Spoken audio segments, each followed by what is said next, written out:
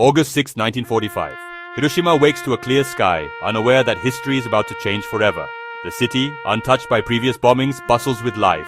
Children heading to school, adults to work. A lone B-29 bomber, the Enola Gay, passes overhead, barely noticed. At 8:15 a.m., a blinding flash erupts, brighter than 1,000 suns. In an instant, the world turns white. For many, it's the last thing they ever see. A wave of searing heat incinerates everything in its path, burning shadows into stone. The blast wave follows, flattening buildings and hurling people through the air.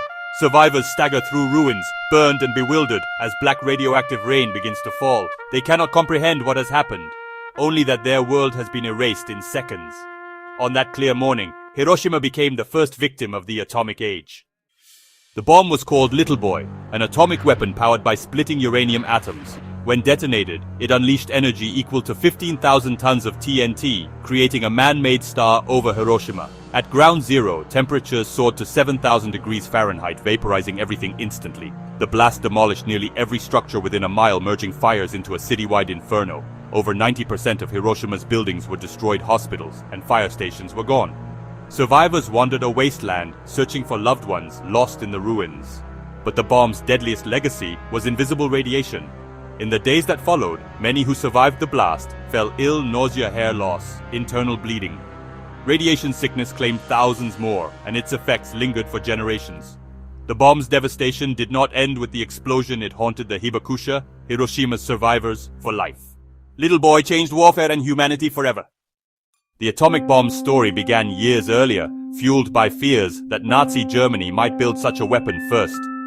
In 1939, scientists including Einstein urged President Roosevelt to act. The result? The Manhattan Project, a secret effort uniting top scientists across the US. Hidden in Los Alamos, New Mexico, J. Robert Oppenheimer led a team racing to unlock atomic power. They worked in secrecy, driven by urgency and haunted by the weapon's potential. By July 1945, Germany had surrendered, but the Pacific War raged on. The first atomic test, Trinity, stunned its creators with its power. President Truman now faced a choice: invade Japan at great cost, or use the bomb to force surrender. The decision was made: use the bomb to end the war swiftly. The fate of millions hung on the work of a hidden city in the desert. The Manhattan Project had changed the course of history. The world would never be the same. The atomic age had arrived. Hiroshima was chosen as the target, a military center, largely untouched by previous raids. On August 6th, the Enola Gay released Little Boy, detonating 1,900 feet above the city. In seconds, 80,000 people vanished: factory workers, soldiers, children erased by heat and blast. The city center became a scorched plain marked by the skeletal A-bomb dome. Survivors, burned and injured, stumbled to rivers for relief. The water soon filled with the dead.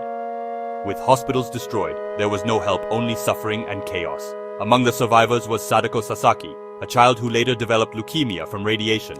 In the hospital, she folded paper cranes, wishing for life and peace. Sadako's story became a symbol of the innocent victims and the hope for a world without nuclear war. Hiroshima's tragedy was immediate, but its scars would last for generations. The world could never forget what happened that day. The atomic bomb had changed everything. 3 days after Hiroshima, Nagasaki was bombed. Japan surrendered, ending World War II. The world celebrated, but a new fear had begun: the nuclear age. The Cold War followed, with nations stockpiling weapons capable of global destruction. Hiroshima became a symbol, a warning of humanity's power to destroy itself. Yet, from the ashes, Hiroshima rebuilt, dedicating itself to peace and remembrance. The A-bomb dome and Peace Memorial Park stand as reminders of the tragedy and a call for a nuclear-free world. Every August 6th, people gather to honor the dead and renew their commitment to peace. Hiroshima's story is one of immense suffering, but also of resilience and hope. It urges us to remember the past and choose a future without nuclear weapons. The lesson of Hiroshima endures: never again.